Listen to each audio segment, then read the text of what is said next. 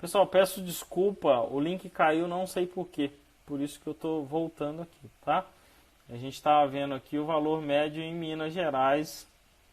Não entendi por que caiu também, não deu uma hora ainda. A gente está pouco mais que 20 minutos. Ó, em Minas Gerais, o valor médio foi de 11,79. Mas, de novo, esses valores médios no Brasil variaram em média no Brasil, aí, variaram de R$ 8,00 a R$ 17,00 o metro quadrado. Vou até voltar aqui o gráfico que estava para vocês verem. Tá? Esses valores médios aí no Brasil. Bom, agora, como dica e como referência, eu vou adicionar uma outra situação, vou puxar aqui, ó, que existe, isso não é novo, tá? E lá no e-book eu coloquei o link, existem as tabelas da ABS, tá? A ABS, para quem não sabe, é a Associação, né, nossa, Brasileira de Engenharia, Consultoria Estrutural, é a entidade que defende a nossa área estrutural. Não, o Douglas está perguntando se esse e-book traz só informações de valores. Não, o Douglas, ele traz o resultado da pesquisa detalhada e traz uma orientação de como fazer esse passo a passo de cobrar. Quais são as possibilidades, como que eu faço, o que devo incluir, tá? E, inclusive, tem essa dica da tabela da ABS, que é uma referência, tá? Não estou dizendo... Porque, assim, a gente tem as associações muito respeitadas como a ABS, que eu pessoalmente respeito muito, gosto muito do trabalho que eles fazem, tá? Fica aqui o meu respeito mesmo pela associação. E lá tem uma tabela com a referência, qual que seria em média, foi feito com vários também profissionais experientes, como se cobrar pelo projeto. Essa tabela, para você ter uma ideia, ela inclui a área total construída, o CUB, né, o custo unitário da construção, o número de repetições, por exemplo, que é outro fator. Se eu vou construir um prédio e nesse prédio eu tenho 10 torres iguais desse prédio, como que eu cobro por isso? Eu cobro por uma torre só e o demais eu não cobro nada? Se as torres forem exatamente iguais e são iguais, às vezes a fundação muda, a fundação da torre do lado, e lá vai ter excentricidade, vai ter o suporte, a mesma coisa, vai ter não conformidade no processo de execução. Tem uma série de coisas aí que são importantes considerar. Tá? E o número de repetição é uma delas. Então, na própria tabela, ela tem uma orientação de como usar essa repetição. Quantos por cento se cobra? Aqui já vai uma dica. Em média, se repete várias vezes essa mesma casa, por exemplo, vamos fazer um condomínio de casas que elas são exatamente iguais. A gente cobra de 25% a 30% do valor da repetição. Tá? O que não pode, que o construtor não pode fazer, pegar o seu projeto que você fez para o lote B, casa tal, e ele, por conta própria, aplicar em todas as casas. Isso não pode, até porque a responsabilidade sua é por todas que estiveram utilizando aquele projeto. Isso é, inclusive, ilegal, tá? Cópia ilegal de projeto, e projeto tem esse fator aí intelectual importante, tá? Então, esse é um fator. Então, número de repetições, ou de unidades, ou de pavimento. Terceiro, tipo de estrutura. É outra coisa que se muda bastante. É em concreto armado? É protendido? É pré-moldado? É alvenaria estrutural? Né? É parede de concreto moldada em loco? O tipo de estrutura também influencia no seu projeto. Por isso que na pesquisa a gente tentou focar nos mais usuais, para não complicar. Mas nessa tabela, que eu estou indicando o link para vocês, tem essa consideração. Outro fator que é complexidade, que a gente acabou de falar. Mais coisas, por exemplo, itens especiais. Quais são esses itens especiais? Tem piscina? Cara, tem piscina que é fácil fazer. Inclusive no curso Master em Concreto Armado eu ensino a fazer alguns tipos de piscina. Tem piscina que é um quadradinho, eu vou jogar empuxo de terra de um lado, e vou jogar em outra combinação o empuxo da água, né? E às vezes o valor da água é até maior do que a própria terra. Mas se for um quadradinho, é relativamente simples de projetar e de detalhar. Você tem que ter esse conhecimento do que é empuxo, do que são combinações, tá? Agora, se é uma piscina, por exemplo, com muitos níveis e com waves, aquelas piscinas em curva, né, que a gente tem uma série de detalhes a mais importantes de estudar, inclusive o detalhamento, a própria execução é bem complicada, né? Isso muda o preço do projeto. Tá, Univaldo, você mandou um alô e você quer fazer uma pergunta? Se você topar, manda aí, eu quero, que eu vou te convidar aqui para você entrar nessa live e fazer as suas considerações. O Univaldo é um dos caras que está lá no grupo nosso, Loucos por Estrutura do Telegram, e que não cobra por metro quadrado, tá? Está entre os 25% ali da média da pesquisa que não cobra por metro quadrado. Outras coisas, né? Muro de arrimo. Se eu tenho laje de subpressão, por exemplo. Se eu tenho que entregar o memorial de cálculo, tá? Cara, dá muito trabalho fazer e você precisa perguntar para o seu cliente. Eu preciso te entregar uma memória, né? Você tem que considerar. E a falta de simetria da edificação. Ó, vou mandar um convite aqui para o Nivaldo. Também. Memorial de cálculo e memorial descritivo. Isso mesmo, Renan. É importante ressaltar que são duas coisas diferentes. Memorial de cálculo e memorial descritivo são coisas diferentes. E aí, Nivaldo, tranquilo? Fala, Angel, tudo bom? Beleza. Uma honra de participar da tua live aí. A honra é minha, cara. Você tá em Balneário, não é isso? Estou em Balneário, cara. Balneário Camboriú, Santa Catarina. Terra das Torres Gêmeas ali. Que cidade, hein, cara. Hoje a gente acabei de fechar um evento aí, vou estar em abril, em Criciúma. Acho que é um pouco mais longe, né? Criciúma é mais no sul, mas é mais perto do que até aí, né? Com certeza. Eu vou estar aí, se não me engano, 6 de abril. Vou estar na universidade fazendo um workshop aí de alvenaria. Bom, Nivaldo, você já trabalha com estruturas, não é isso? O Nivaldo faz parte lá do nosso grupo. Opa, sumiu. Você já trabalha com projetos estruturais. Tô pegando o pulo aqui, galera. Como você cobra aí? Quais são os métodos que você usa usando esse processo que a gente está fazendo de diversidade? A gente disse que tem, normalmente, no Raiz, 3 jeitos diferentes, que seria por metro quadrado e complexidade, pelo CUB e por previsão de horas a serem trabalhadas naquele projeto. O que você faz? Então, eu faço, digamos assim, eu faço por metro quadrado dependendo das obras. Então, digamos, cada tipologia tem um valor de metro quadrado diferente, quantidade de pavimentos diferentes, então tem um valor, quantos elementos diferentes a serem detalhados do convencional. Então, por exemplo, obra com subsolo. Itens especiais, né? Itens especiais. Então, tem um valor básico, um metro quadrado, olha, as obras não são iguais, as obras são muito diferentes. Então, assim, o que vai cair num básico do básico, talvez vai ser uma casa geminada, né? Um predinho que não tenha transições e que tenha todos os pavimentos iguais. Tirando isso, legal, eu faço muito aqui prédios com muitos pavimentos diferentes. Então, são prédios assim, térreo com lojas, daí depois vem um pavimento de mezanino, outro de garagem, outro com tipo diferenciado, 2, 3 tipos de repetição, para depois vir duplex inferior, superior, cobertura. Então não tem repetição quase nenhuma. Então já não é um prédio que dá para cobrar um valor normal, porque tem muitos detalhamentos diferentes, né? Não tem repetição. Então, porque se você pega um prédio que tem essa complexidade, acaba ficando próximo ao preço lá da residência, por exemplo. Ou um pouco mais. Porque isso vai, ao invés de você cobrar, a média, eu vou dar o resultado da pesquisa, a média é em torno de R$6 o metro quadrado por um prédio.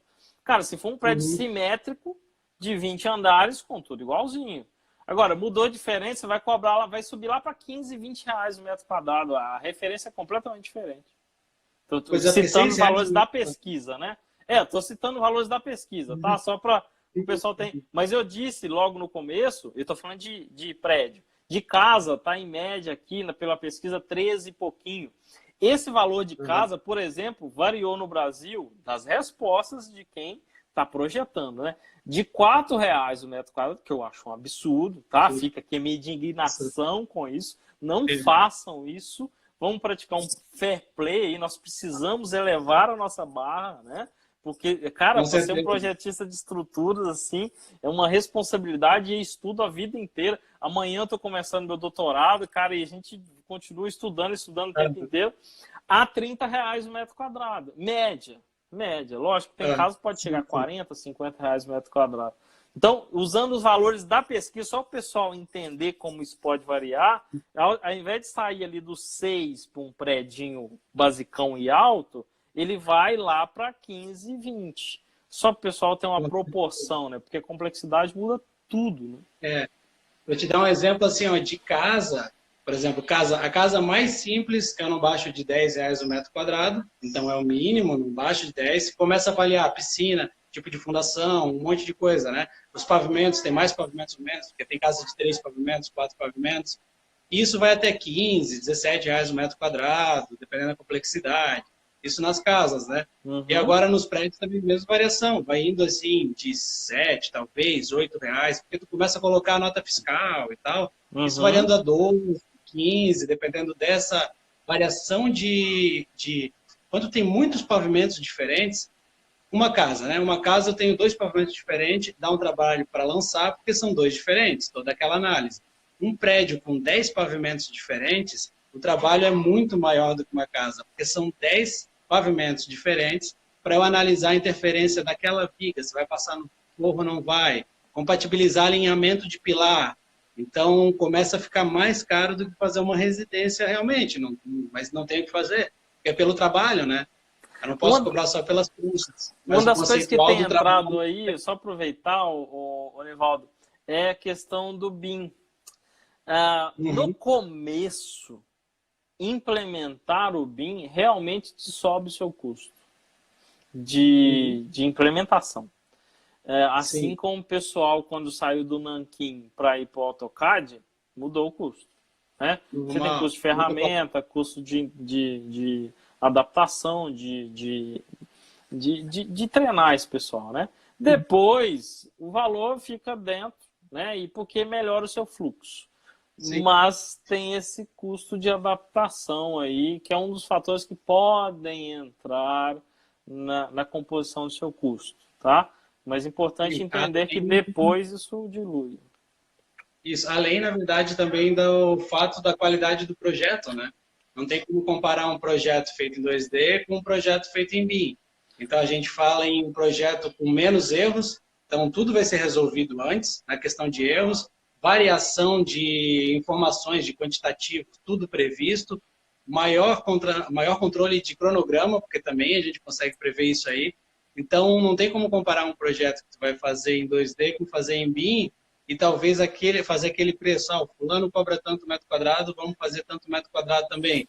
Mas o cara, às vezes, faz um projeto em 2D e mal é feito, né? Não faz nem 2D. Eu falo muito isso. Sabe aquele cara, vou pegar aqui na minha região, em média 15, 20 reais o metro quadrado.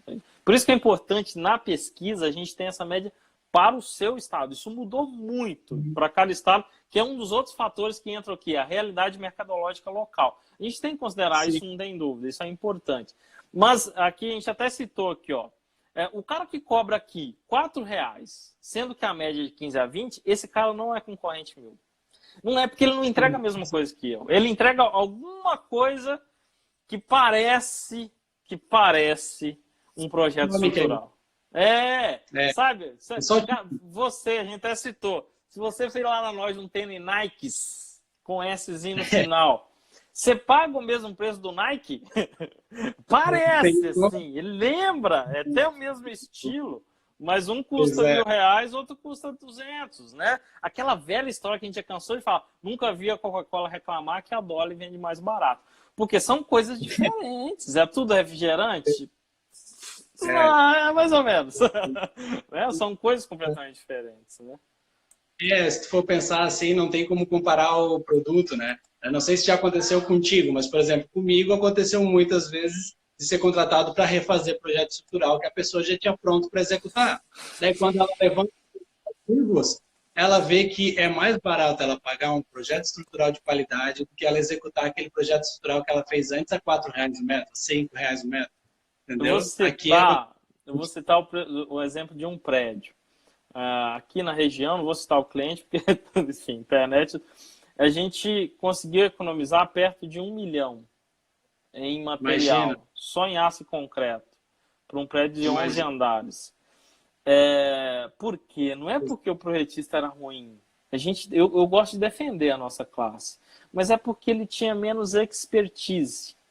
Ele estava menos habituado àquele tipo de estrutura e ele errou pelo excesso. Então, cara, se o meu projeto leva quase 1 milhão de economia, o meu preço não dá para ser o mesmo, porque envolve muita... Inclusive, isso está escrito no e-book aqui, ó. Mais importante que o preço final do projeto estrutural é a economia que um projeto estrutural bem feito vai proporcionar ao construtor. Clareza nas informações, que é quem está falando, né? Apresentadas no projeto. Quando não há clareza de informação no projeto, pode, inclusive, gerar erros de obra. E erro de obra, um erro de obra custa mais caro que o projeto estrutural, com certeza. Vamos pegar uma casa, vou pegar esse exemplo aqui. Ó. A média no Brasil dá em torno de jogar R$14 no metro quadrado. Uma casa média, aí R$300 no metro quadrado, uma casa legal, 300. Vai custar R$4.200 um projeto estrutural. O custo de executar uma casa, né?